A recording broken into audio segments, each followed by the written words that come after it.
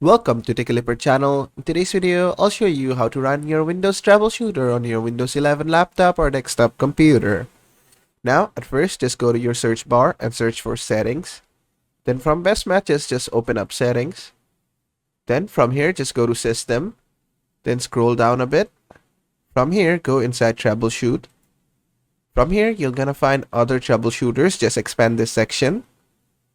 And inside this, you're gonna find all the troubleshooters. Under most frequent, you'll see audio, network and internet, printer, and Windows Update troubleshooter. And these are the most frequent troubleshooters. But if you are not facing problem with this, you can also check out the other troubleshooters.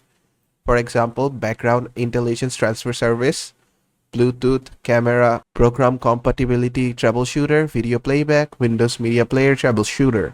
Now let's say I'm having one of the problems. Let's say I'm having Windows Media Player problem. So I'm just gonna run the troubleshooter for Windows Media Player and click on run right here. Just click on it. Then just give it some time. It will find the problem. It will detect the problem for you and try to fix it for you. Just give it some time. It will either directly help you or it will just go to any article that will help you to fix your problem yourself. As you can see right here.